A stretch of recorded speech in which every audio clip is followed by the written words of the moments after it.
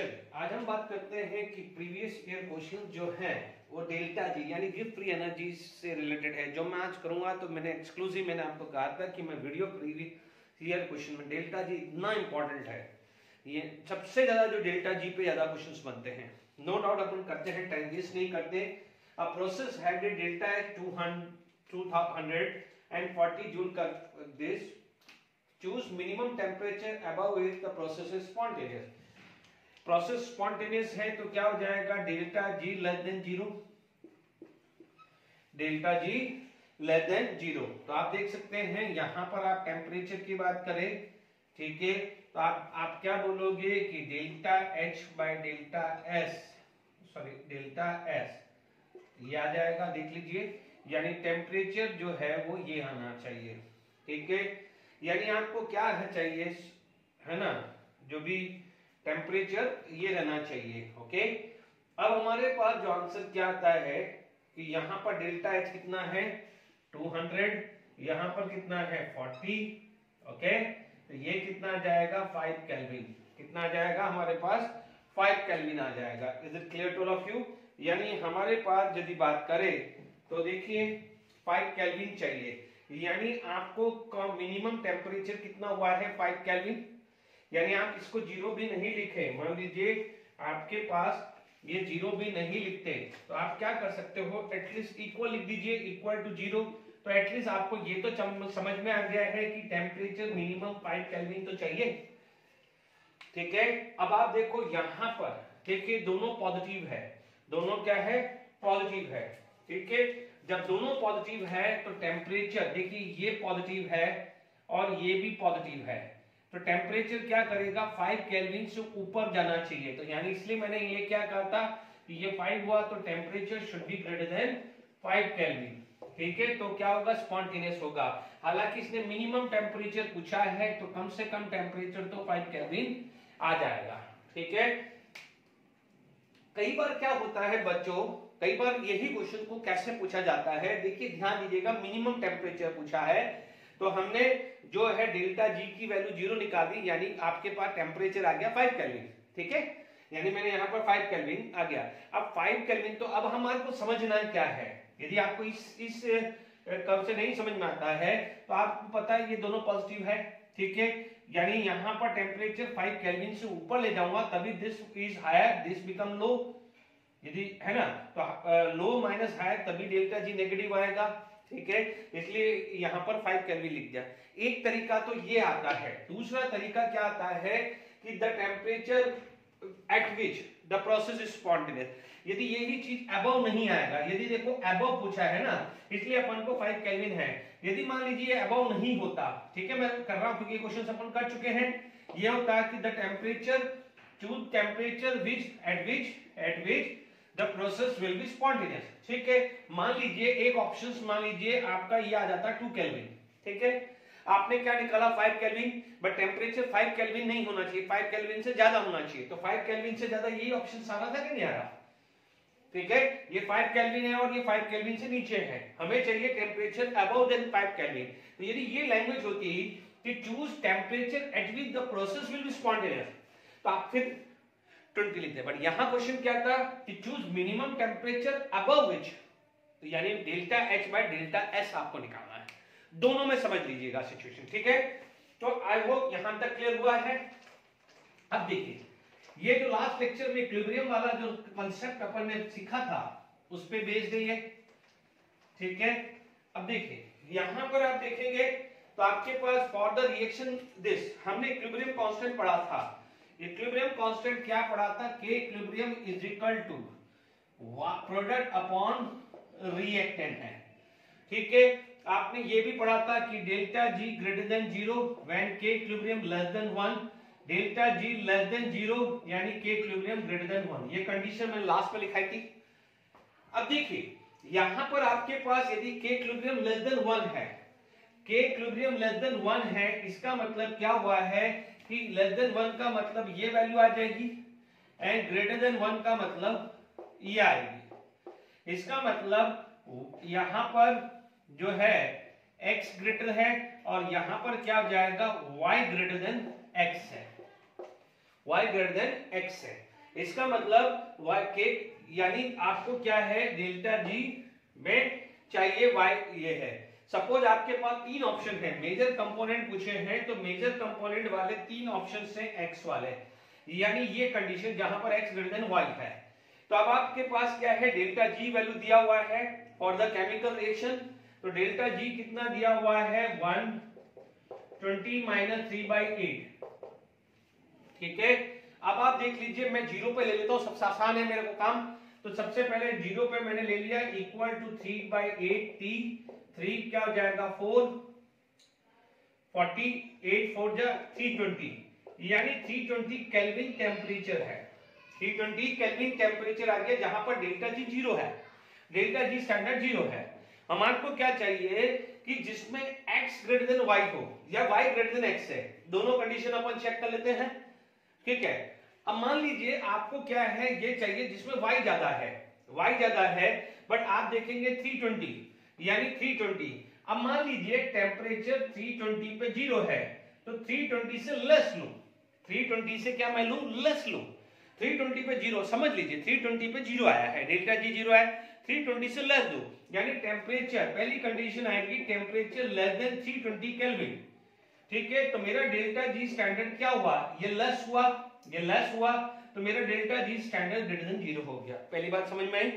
यदि यही क्या हो जाएगा टेम्परेचर ग्रेटर देन 320 केल्विन लूं, टेम्परेचर ग्रेटर देन 320 केल्विन ले लूं तो 320 पे तो जीरो था, तो 320 पे क्या हो जाएगा 320 से ज्यादा पे ये हायर हो जाएगा, तो लो माइनस हायर, यहां पर delta G standard less than zero आया।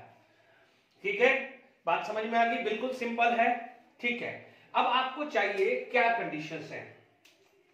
यदि मेरे को x ज्यादा चाहिए, मुझे x ज्यादा चाहिए, x ज्यादा चाहिए के लिए मेरे पास delta G greater than zero, delta G greater than zero किसमें है जब टेम्परेचर लेस देन 320 केल्विन है। अब 320 केल्विन क्या है 315 केल्विन भी है और 300 भी है, तो दोनों ऑप्शन मेरे राइट आएंगे, ये दोनों आएंगे और दोनों में x दिया हुआ है। हाँ, यदि इसमें मेरा y दिया होता तो फिर ये नहीं होता, क्योंकि y ज्यादा में y जब x से ज्यादा होगा, y मेजर होगा x माइनर होगा, तो y ज्यादा कब होगा ये वाली कंडीशन पे जब टेम्परेचर ग्रेटर देन 320 है। तो हो सकता है कि दो ऑप्शन, तो क्योंकि मेंस का क्वेश्चन है तो दो ऑप्शन तो आ नहीं सकते हैं जिसमें, तो हो सकता है यदि आ भी जाए तो भी दोनों को राइट देना पड़ेगा। तो आप ये भी हो सकता है कि ये वाला जो है ये वो y हो, ये क्या है y इफ टेम्परेचर क्या है इक्वल टू 300 केल्विन। ठीक है, अदरवाइज अपन ये वाला यदि दोनों ऑप्शन मान के चले तो आपका दोनों राइट आंसर आएंगे, क्योंकि दोनों में x कब ज्यादा होगा व्हेन x कब ज्यादा होगा जब delta G greater than zero हो, delta G standard greater than zero. और delta G standard greater than zero कब होता है जब टेम्परेचर लेस देन 320, तो 315 लेस देन 320, 300 लेस देन 320। यहां पर तो y लिखा है तो ये तो आएगा नहीं, तो हमें x चाहिए। तो अभी ये क्वेश्चन के हिसाब से अपन सेकंड एंड थर्ड दोनों राइट देंगे। अदरवाइज क्या हो जाएगा, सपोज छोड़ दे के लिए मान ले कि यहां पर x की जगह y आता तो ये राइट नहीं होता, फिर हम यही राइट ऑप्शंस करते हैं। ठीक है, मैंने दोनों तरीके से समझा दी थी। और क्वेश्चंस करते हैं। द रिएक्शंस देख लीजिए, बिल्कुल है द रिएक्शंस गिवन है for which delta H and delta S is given is not feasible at 298। ठीक है, 298 केल्विन पे फिजिबल नहीं है, तो temperature above which the reaction will be feasible. देख लीजिए सिंपल क्या निकालना है, टेम्परेचर अबव, यानी आप क्या कर सकते हो सीधा आपके पास आ गया है सॉल्यूशन, आप टेम्परेचर निकालिए delta H by delta S, इससे अबव ही होगा, क्योंकि आप हम हमेशा बोलते हैं कि फॉर स्पॉन्टेनियस आपको यही निकालना होता है जब delta H delta S positive है। ठीक है, आप देख लीजिए 491.1 इंटू 1000 किलो जूल है, यहाँ पर जूल है 198। ओके, यहाँ पर 198 है, कैलकुलेट करके रख दीजिए। फटाफट कैलकुलेशंस मुझे करना है बट आप सिंपल कैलकुलेशन हो जाएगी। 491.1 इंटू 1000 डिवाइडेड बाय 2, सॉरी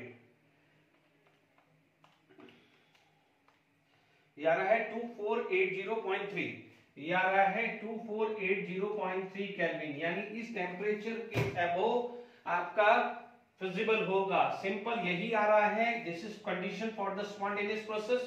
क्योंकि आप कैसे निकालते हो delta H minus T delta H क्या है, लेस देन जीरो, क्योंकि delta G less then for the spontaneous process. ठीक है, टाइम वेस्ट नहीं कर रहा हूं।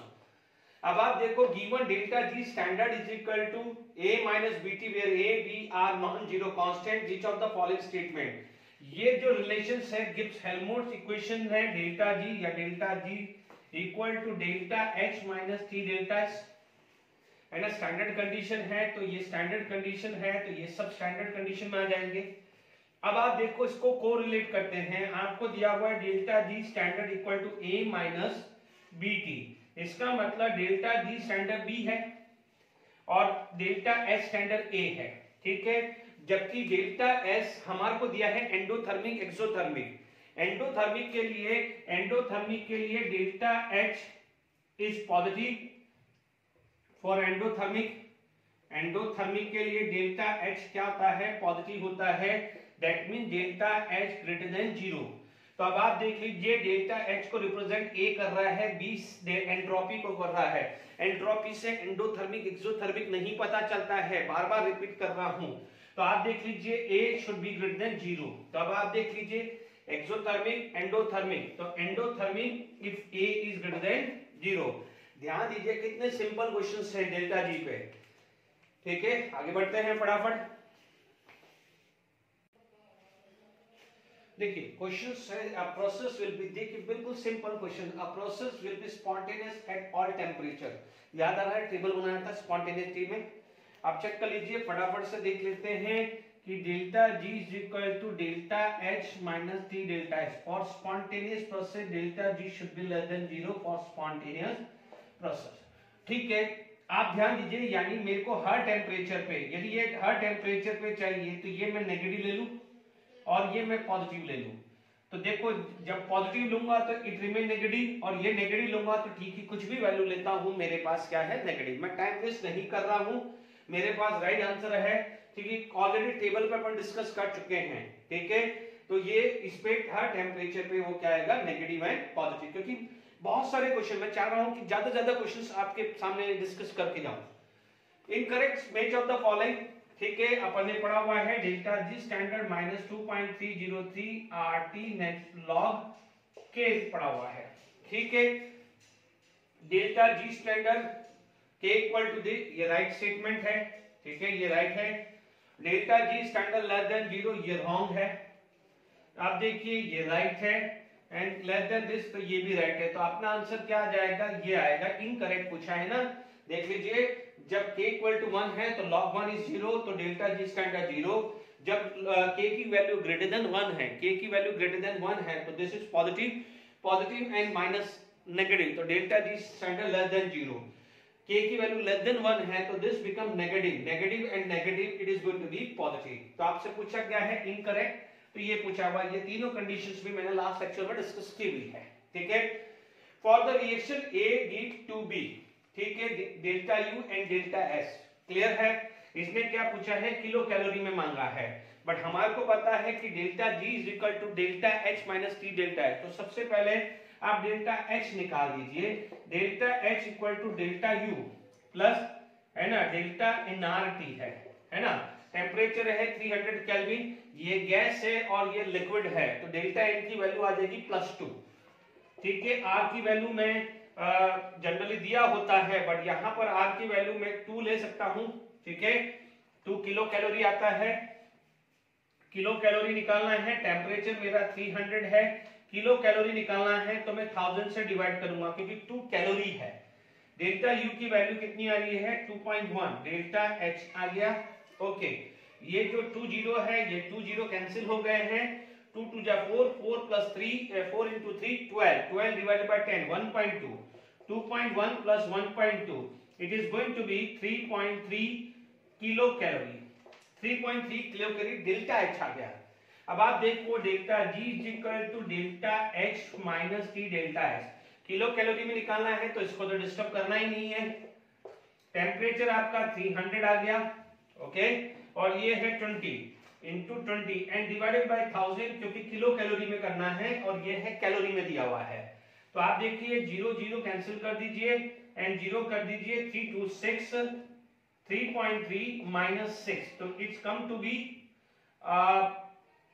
0.7 एंड 2.7, बट माइनस का डेल्टा जी क्या जाएगा, माइनस का किलो कैलोरी।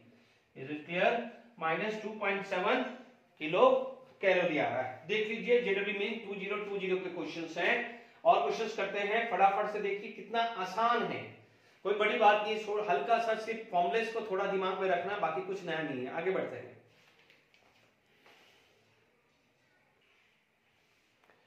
चलिए क्वेश्चंस करते हैं। For the dimerisation reaction 2A give A2 gas at 298 kelvin delta U। जैसा आपके 7 क्वेश्चन किया है वैसा ही है।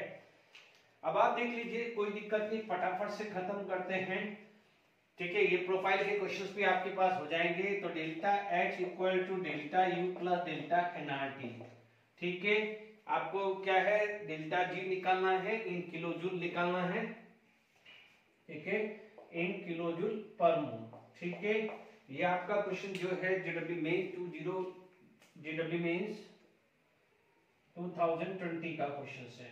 ठीक है, तो अब आप देखिए किलो जूल पर मोल निकालना है। तो आप देख लीजिए यहाँ पर डेल्टा U -20 है, डेल्टा N की वैल्यू क्या होगी 1 - 2, यहाँ पर 1 है और यहाँ पर 2 है, तो ये आ जाएगा -1 लिख दिया। R की वैल्यू कैलोरी है तो 2 रखा, टेम्परेचर आपका 298 है अपॉन 1000 रख दिया है। Is it clear to all of you? आप देख सकते हैं -20, तो यहां पर कितना आ जाएगा,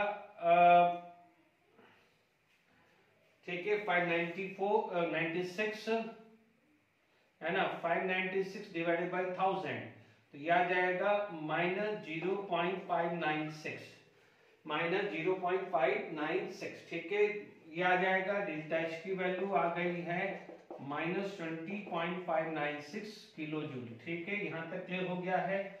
you got the value of delta H। Now we are going to calculate the value of delta G। ये आया हुआ है क्वेश्चन, तो आप ये मत समझना है कि कैलकुलेशंस ज्यादा है या कम है, आया हुआ है इसका मतलब करना है। देखिए डेल्टा G की वैल्यू आई है delta H minus T delta S, आपने -20.596 किलो जूल रख दिया है। ठीक है, यहाँ पर टेम्परेचर 298 रखा है, डेल्टा S की वैल्यू दी हुई है -30। ठीक है, अपॉन 1000 कर लेने का है, अपॉन 1000 कर लेने का है। Is it clear to all of you? Okay, यहाँ पर अपन को ये जरूरत नहीं, डेल्टा S रख दिया है हमने। तो आप फटाफट से देखिए, मैं भी कोशिश कर रहा हूँ मल्टी करने के लिए। 24 27 3 2 6 और 2 8 894 आ रहा है। ठीक है, -20.596 894, तो 1 0 तो कैंसिल वैसे ही हो गया है ना, 894 है, तो इसका मतलब माइनस माइनस प्लस 894 आया है ना, क्योंकि ये माइनस प्लस हो जाएगा। ठीक है, अब आप देख लीजिए 20.596 8.94 माइनस करना है तो 6 5। देखिए आपके सामने भी मैं खुद भी कर रहा हूं, तो आपको ये नहीं लगे कि भाई इस कैलकुलेशन लंबी है। ओके, तो 15 - 9 कितना आ जाएगा 6 है ना, 19 और 8 कितना आ जाएगा 11.656, तो आ जाएगा -11.656 किलो जूल आ जाएगा। ठीक है, डेल्टा G की value. Is it clear to all of you? ये किलो जूल वैल्यू आ गई है। Is it clear to all of you? -11.656, I hope यही होना चाहिए, 656 ही है ना, हाँ ठीक है। ओके ठीक है, फिर भी आप देख लीजिएगा कैलकुलेशंस पार्ट कर लिया है। ये जो मैंने नेक्स्ट क्वेश्चंस लिखा है ये काफी इंपॉर्टेंट क्वेश्चंस है IIT एडवांस 2018 का। ठीक है, देखिए ऐसा नहीं है कि कुछ एडवांस के क्वेश्चंस या कुछ क्वेश्चन ऐसे हैं, तो उसको ये भी समझना है कि ये क्वेश्चंस आप सीख रहे हैं। ठीक है, अब आप देखिए फॉर द रिएक्शंस, बहुत इंपॉर्टेंट है। For the reactions A B product, the plot of A and B concentration, this is the concentration, ये जो स्क्वायर ब्रैकेट होता है this is the representation for concentration with temperature T1 and T2 are given below. ठीक है, यहां पर देखिए ये T1 T2 टेम्परेचर है, T2 T1 है। Assume delta H delta standard are independent of temperature. Given है if T2 greater than T1 and natural log K at T1 upon natural log K at T2, ये आएगा T2 by T1 आएगा, ठीक है, the correct statement are. अब आप देखिए यहां पर अपने पास क्या कर सकते हैं, देखिए यहां पर जब हम केमिकल इक्विलिब्रियम पढ़ेंगे तो जब वहां पर आएगा एक ली-चैटलर प्रिंसिपल, ठीक है, मैं वहां पर भी पढ़ाऊंगा, अभी इसमें एक हल्का सा आइडिया दे देता हूं। आपके पास दो टाइप की चीज होती है, ठीक है, एक होता है एक्सोथर्मिक और एक होता है एंडोथर्मिक। एक्सोथर्मिक में क्या है, हीट जो है रिलीज होती है, वो प्रोडक्ट साइड लिखते हैं, और जो एंडोथर्मिक होता है तो वो होती है रिएक्टेंट साइड आप लिखते हैं, ठीक है। तो ये आ गया, दो टाइप के रिएक्शंस आपके पास है। अब आप देखो T2 ग्रेटर देन T1 हुआ, तो जब temperature T2 greater than T1 है यानी टेम्परेचर राइज किया, जब आपने टेम्परेचर राइज किया तो हीट राइज हुई, टेम्परेचर राइज किया तो ये हुआ। यहां पर क्या होगा कि प्रोडक्ट का कंसंट्रेशन कम होगा और रिएक्टेंट का कंसंट्रेशन बढ़ेगा on increasing the temperature. Temperature increase होगा तो हीट इंक्रीज होगी, हीट इंक्रीज होगी तो heat required to break the product increase होगा, तो it will dominated backward reaction. जब यहां पर टेम्परेचर बढ़ा है तो हीट इंक्रीज हुई तो it will dominate forward reaction. तो यहां पर क्या हो जाएगा, ए डिक्रीज हो जाएगा तो पी क्या होगा, इंक्रीज, ठीक है।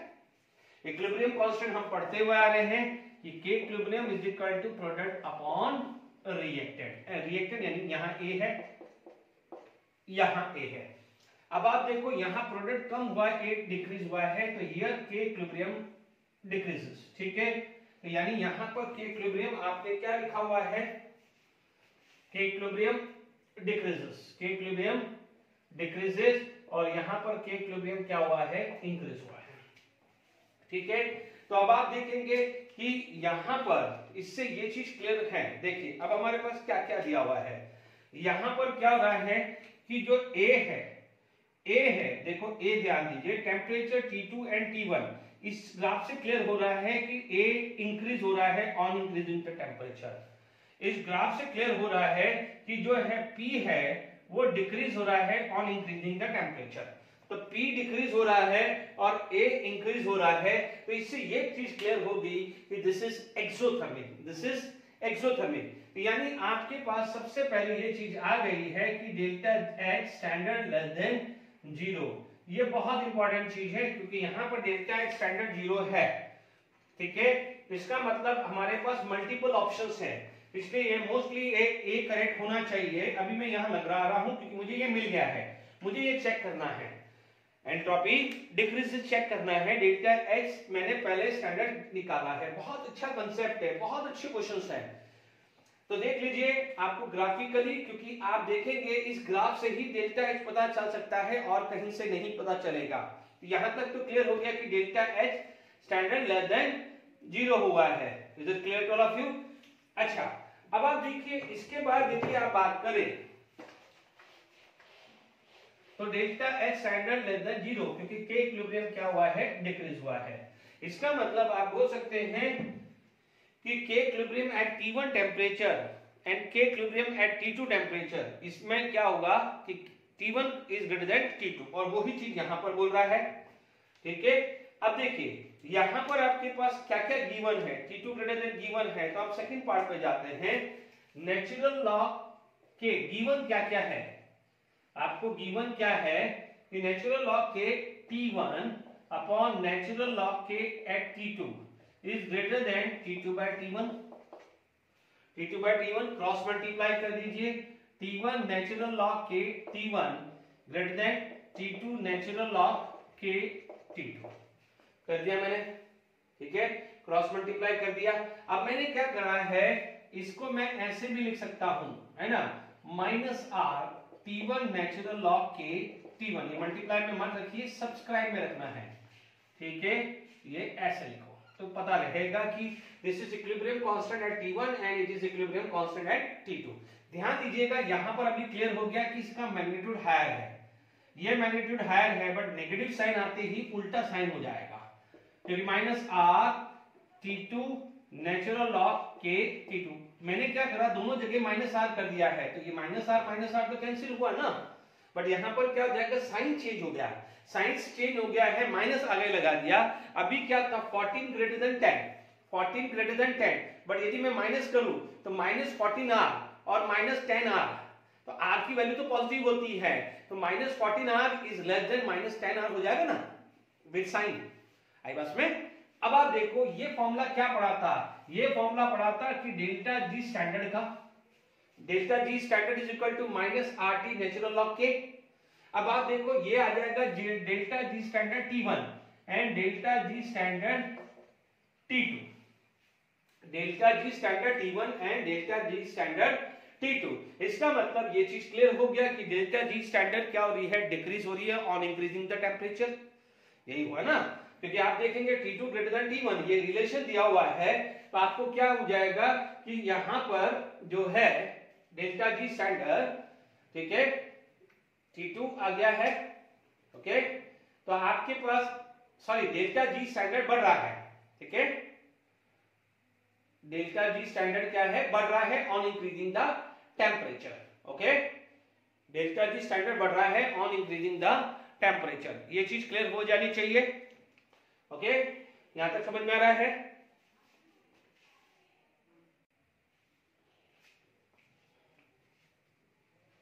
ठीक है, डेल्टा जी स्टैंडर्ड बढ़ रहा है, ये तो पता चल गया कि दिस इज गोइंग, आप बोल सकते हैं कि on increasing temperature delta G standard increases.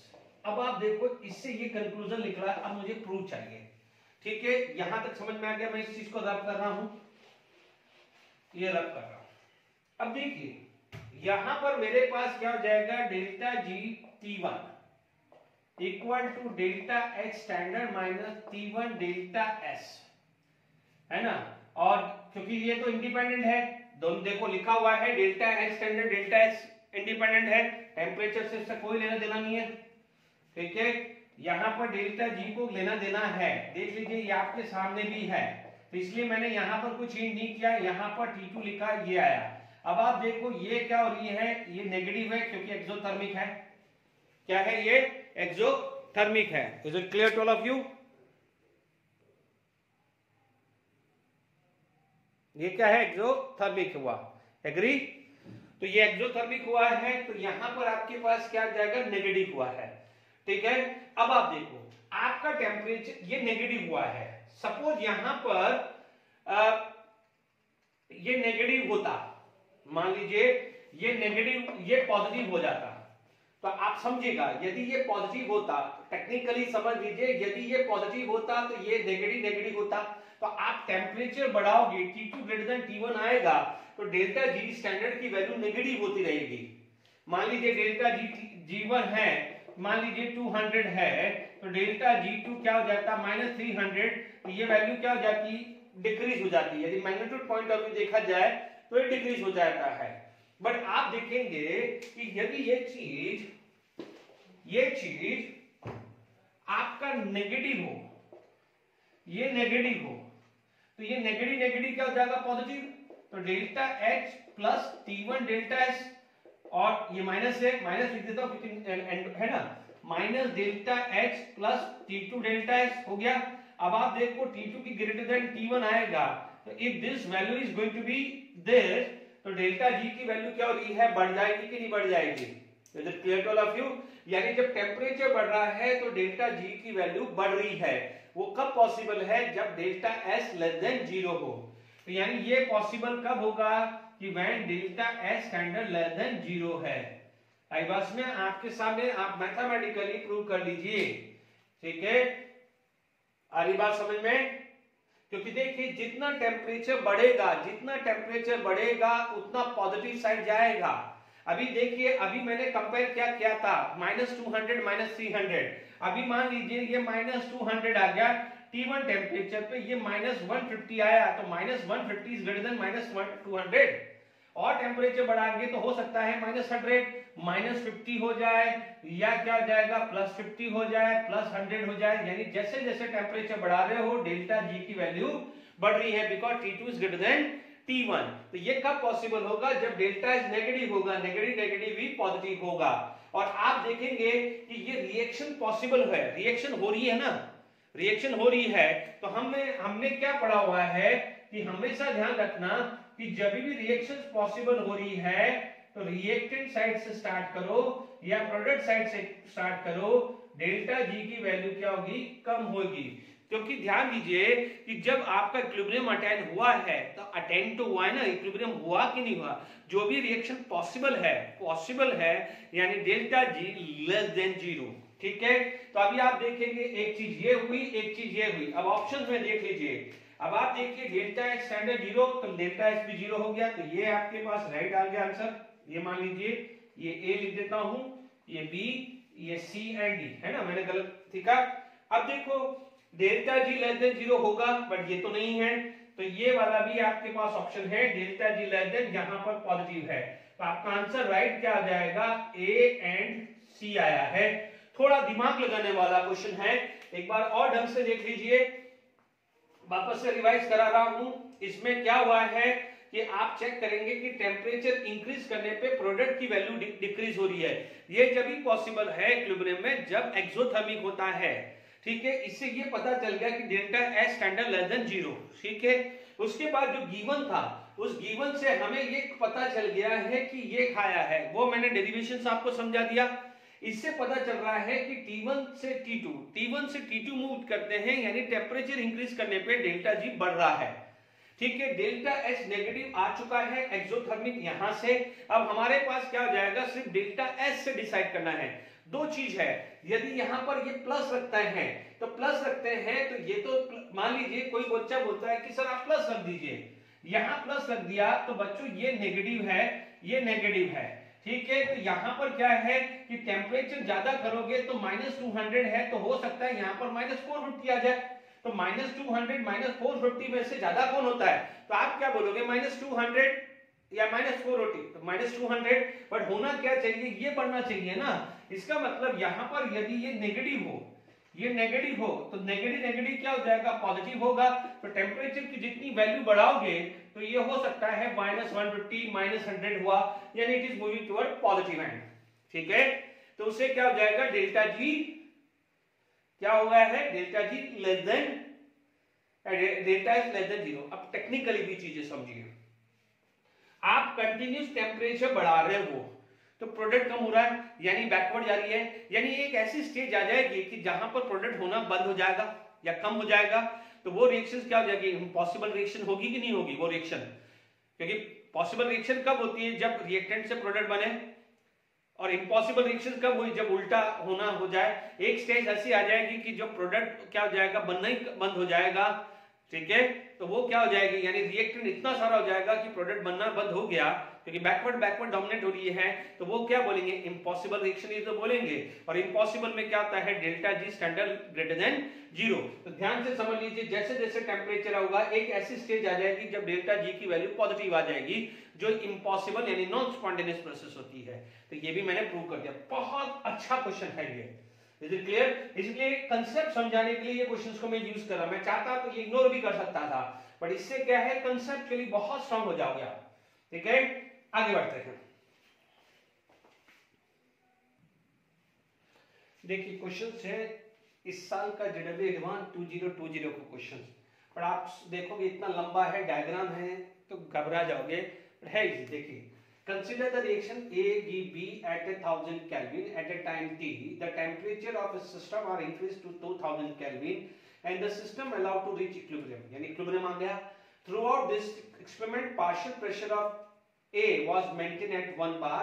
What is the ratio of delta G standard and 200 Kelvin? यानी यहाँ पर A का partial pressure 1 bar maintain है, ठीक है, और जबकि पार्शियल प्रेशर ऑफ बी है वो चेंज हो रहा है कुछ टी टेम्परेचर पे, है ना। तो ये पार्शियल प्रेशर ऑफ बी का ग्राफ दिया हुआ है ना। ठीक है, आप चाहो तो यहां पर भी लिख सकते हो कि गिवन प्लॉट, इससे पहले आप लिख सकते हैं कि given graph between partial pressure of B versus time, है ना। तो आप चाहो तो यहां लिख सकते हो कि गिवन, क्योंकि आप graph between partial pressure of B versus time, ठीक है, उससे अपन को चेक करना है, डेल्टा जी स्टैंडर्ड निकालना है। अब आप देखिए आपके पास हमने क्या पढ़ा है इक्विलिब्रियम रिएक्शंस पढ़ी है ए की, partial pressure of A and partial pressure of B is given.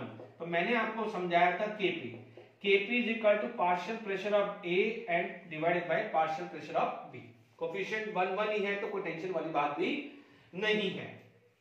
अब आप देखिए आपके पास यहां पर देखें तो आपके पास जो भी है टेम्परेचर जब चेंज हो रहा है तो आपके पास पार्शियल प्रेशर भी चेंज हो रहा है। तो मान लीजिए एट 1000 केल्विन लें तो Kp1 ले लेता हूं, है ना।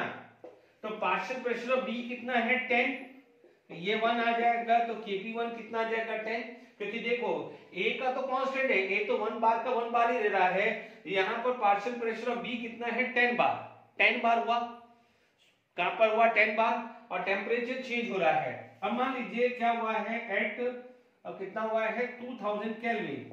अब आप देखो 2000 केल्विन है, ठीक है, थोड़ा सा टाइम हुआ, टाइम बढ़ा, देख लीजिए आप at a time T the temperature increase by this, यानी टी टाइम पे टेम्परेचर इंक्रीज हुआ है तो टी टाइम पे पार्शियल प्रेशर क्या है, इनिशियली पार्शियल, यहां पर टेम्परेचर 1000 केल्विन है, यहां पर टेम्परेचर 2000 केल्विन है। चेक कर लीजिए स्टेटमेंट ये बोल रहा है, ठीक है। तो Kp2 कितना आ जाएगा, पार्शियल प्रेशर ऑफ बी भले 115 पे गया है बट रुक के कहां है, कांस्टेंट हो गया है 100 पे, तो वो हो गया है 100/1, तो Kp आ गया है 100। अब पूछा है delta G standard at 2000 kelvin और इसके बीच में रेशियो है, तो हमारे को पता है कि delta G standard is equal to -2.303 RT log Kp आता है, ये फॉर्मूला वी नो दैट, ठीक है। तो अब आप देख लीजिए, पहले मैं लिख देता हूं delta G standard 1 upon delta G standard 2, क्योंकि 1000 को 1 ले रहा हूं और 2000 को 2 ले रहा हूं। देखो ये आ जाएगा -2.303 R, ये तो सेम है, टेम्परेचर 1000 आ गया, और यहां पर क्या है Kp की वैल्यू log 10 है, ठीक है। यहां पर divided by -2.303 R into 2000 log, और यहां पर क्या है Kp की वैल्यू क्या है 100, यहां पर वैल्यू क्या है 100, तो ये कैंसिल हुआ, ये कैंसिल हुआ, तो आप देखेंगे कि यहां पर 1000 बाय दिस, तो ये 1/2 आ गया, ठीक है। log 10 की वैल्यू क्या होती है 1, log 10 की वैल्यू क्या होती है 1, log 10 की वैल्यू 1, और log 100 की वैल्यू आती है 2, क्योंकि log 100 का मतलब log 10 की पावर 2 log 10 एंड log 10 की वैल्यू होती है 1, तो ये आ गया है 2, तो ये कितना आ जाएगा, इन दोनों का रेशियो 1/4 आ गया, यानी 0.25, ठीक है। तो आपका आंसर क्या आ जाएगा,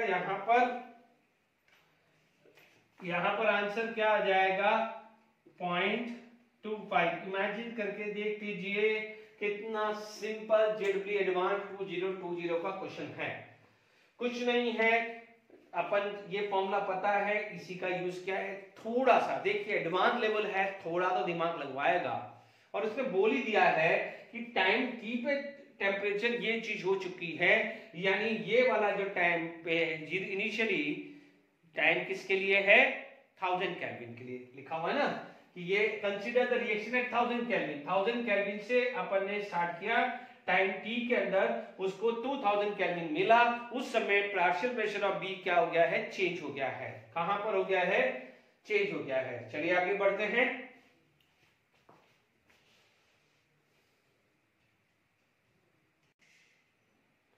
चलिए ये क्वेश्चंस जो है द एंट्रोपी चेंजेस एसोसिएट, बहुत अच्छा क्वेश्चंस है, हालांकि डेल्टा जी से रिलेटेड नहीं है, बट ये क्वेश्चंस है, ये कंसेप्चुअली इसको समझने की कोशिश करें, इसको सीखने की कोशिश करिए, ठीक है। इसी तरह का क्वेश्चंस एनसीईआरटी में भी दिया हुआ है, बट वो एंथैल्पी चेंज निकालने के लिए है, हो सका तो टाइम रहेगा तो वो एनसीईआरटी वाला क्वेश्चन में डिस्कस कर लूंगा मैं। पहले आप देख लीजिएगा आइस कितना है, कन्वर्जन क्या हो रहा है, आई 273 केल्विन से वाटर वेपर क्या है 383 केल्विन पे, इसकी आपकी टोटल एंट्रोपी चेक करनी है, ठीक है। अब ढंग से समझ लेना क्या होगा कि जब आइस जो है, देखिए 373, तो क्या क्या बनेगा, सबसे पहले आइस और वाटर के बीच में एक इक्विलिब्रियम आएगा, यानी सबसे पहले आइस 273 से वाटर 273 होगा, ठीक है। अब आप देखिए आपको 383 पे चलेंगे, ठीक है। तो अब आप देखिएगा कि यहां पर क्या होगा, वाटर जो सेकेंड जो स्टेज है कि वाटर जो है वो है 273 केल्विन से 373 केल्विन तक वाटर जाएगा, ठीक है। आप समझ लीजिए आइस क्यूब को यदि रेफ्रिजरेटर से लेके आए और आपने जैसे ही बाहर रखा तो एकदम ही वाटर नहीं बनता, पहले क्या या एकदम ही वाटर गर्म नहीं होता, पहले क्या हो जाएगा, आइस स्टार्ट टू मेल्ट, वो धीरे धीरे वाटर बनेगा। तो जैसे ही आप कभी चेक करेंगे कि जब वाटर पूरा मेल्ट होता है तो आप हाथ लगाएंगे तो वो वार्म नहीं होता है, वो कोल्ड होता है, यानी उस समय आइस 273 केल्विन से वाटर 273 केल्विन समझता है। बच्चों इसको कंसेप्ट की तरह लीजिएगा, नया एप्लीकेशन की तरह लीजिएगा इस क्वेश्चन को, है ना। आप ये मत समझना कि आपने कुछ सीखा हुआ है, ठीक है। तो ये वाटर 273 केल्विन से 373, अब वाटर लाइट, वाटर को क्या करा, धीरे धीरे जैसे वाटर है, मान लीजिए आपने इसको बर्नर पर रख दिया, धीरे धीरे क्या हो जाएगा, वाटर का टेम्परेचर इंक्रीज होगा, जब तक वाटर 373 केल्विन तक नहीं पहुंचता है वाटर बॉयल नहीं होगा। तो उस समय क्या हो जाएगा, तीसरा पार्ट आ जाएगा, वाटर जो है वाटर वेपर में कन्वर्ट होना लग जाएगा। कब, जब उसका टेम्परेचर 373 केल्विन पहुंच जाएगा, ठीक है। उसके बाद जो फोर्थ कंडीशन आती है, वाटर वेपर जो है, वाटर वेपर है यानी वो गैस है, वाटर वेपर यानी गैस है, उसका टेम्परेचर 373 केल्विन से क्या हो जाएगा, 383 केल्विन तक जाएंगे। अब आप देखेंगे ये जो दो है, ये जो दो चीज है, ये फेज ट्रांसमिशन है, ये क्या है, फेज ट्रांसमिशन। यहां पर एंट्रोपी जो कैलकुलेट होगी, delta S fusion equal to delta H fusion upon T आएगा, और यहां पर आ जाएगा delta S vaporisation equal to delta H vaporisation by T आएगा, ठीक है। यहां पर क्या है, फेज चेंज नहीं है, यहां फेज चेंज नहीं है, आपको यूनिट देखना है। तो याद करिए हमने पढ़ा हुआ है डेल्टा एस, तो यहां पर आएगा delta S water is equal to M सी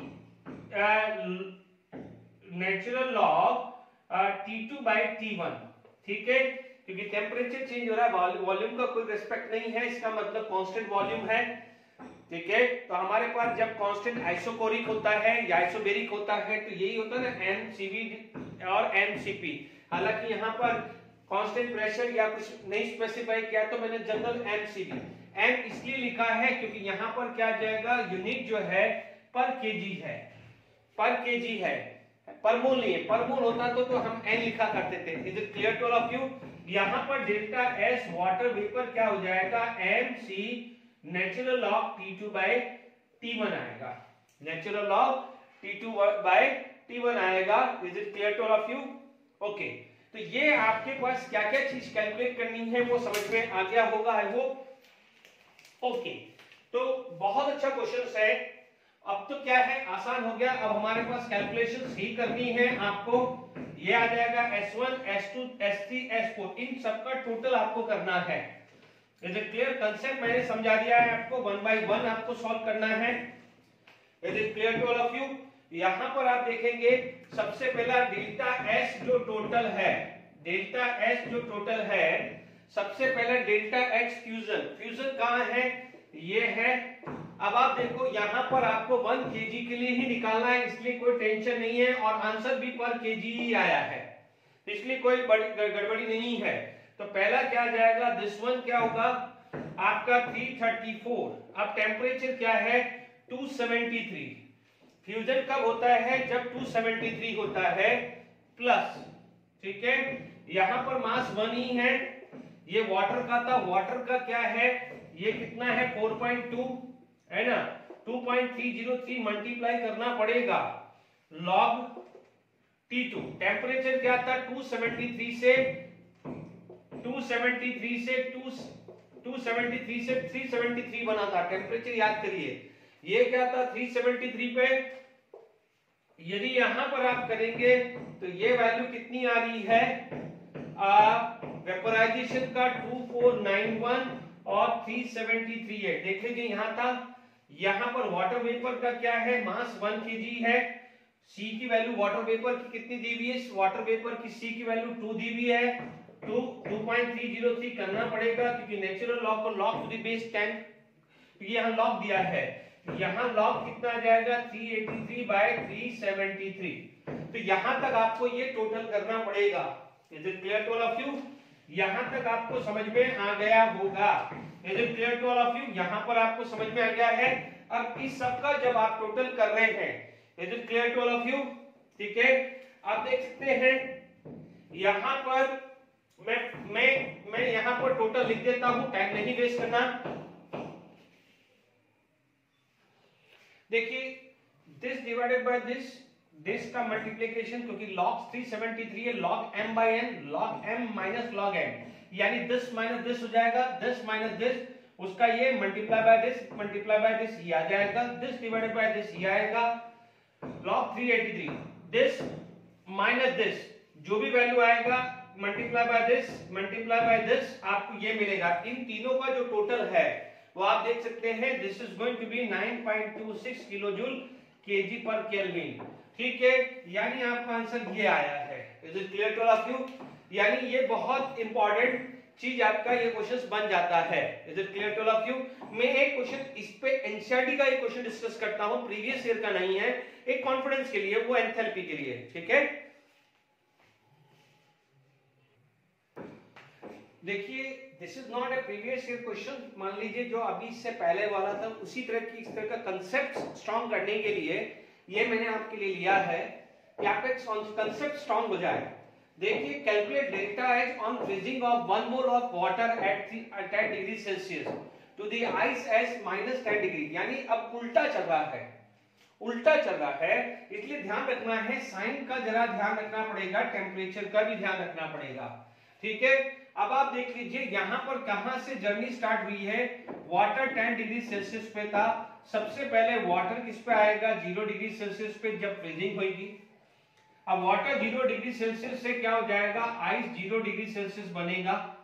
अब उसके बाद क्या हो जाएगा, आइस क्या हो जाएगा at 10 degree minus 10 degree Celsius पे जाएगा।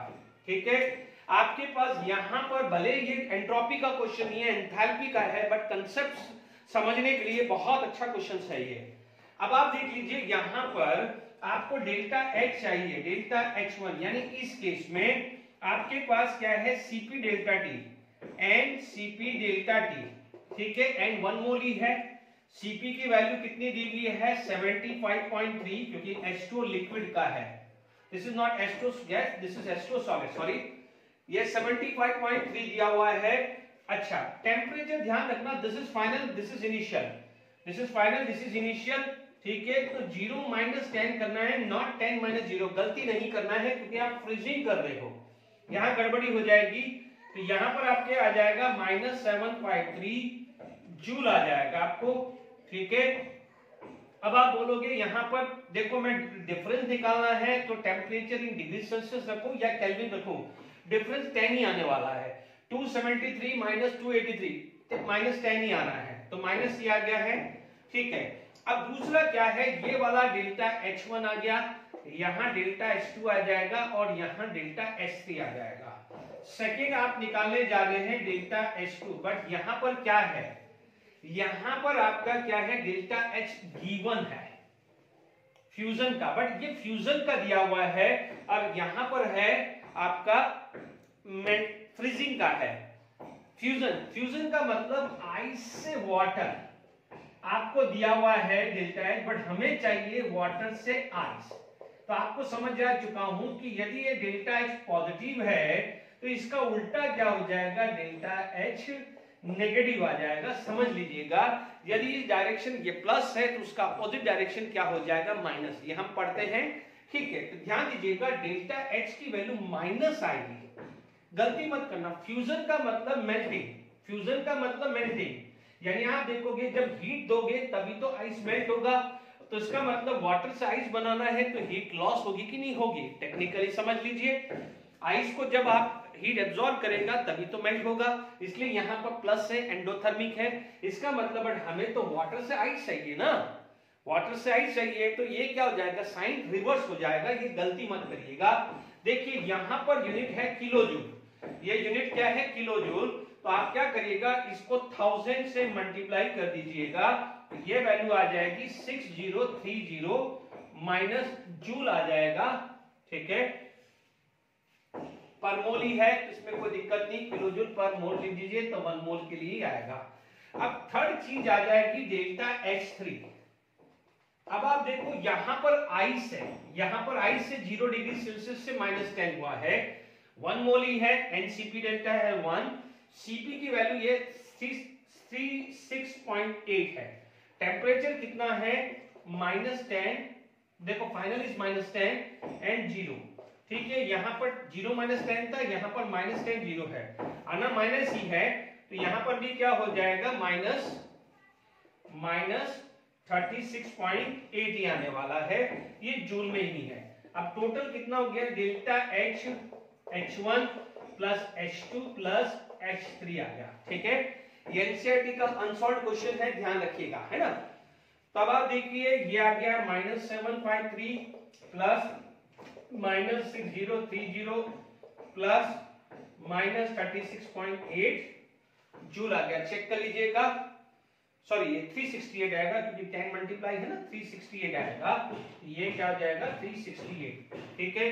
फटाफट से ऐड कर देते हैं इस वैल्यू को, 7.3 प्लस 6030 प्लस 368, ये वैल्यू आ गई है -7151 जूल आ गया, किलो जूल में चाहिए तो ये आ जाएगा किलो जूल में, ठीक है। तो डेल्टा H आपने ये टोटल निकाल दिया है, ओके। तो आई होप आज के लेक्चर में प्रीवियस ईयर के क्वेश्चंस काफी डिस्कस किए हैं, मैंने लेटेस्ट क्वेश्चन ही डिस्कस किए हैं, ठीक है, जो इससे रिलेवेंट है। टाइम हो गया है, बाकी फिर हम असाइनमेंट में भी बहुत सारे प्रीवियस ईयर के क्वेश्चंस मैं दे दूंगा। Till then enjoy, thank you very much. अब नेक्स्ट लेक्चर से हम थर्मोकेमिस्ट्री चालू करेंगे, अभी हमने थर्मोडायनेमिक पार्ट कर लिया है, ठीक है। Till then enjoy, thank you very much.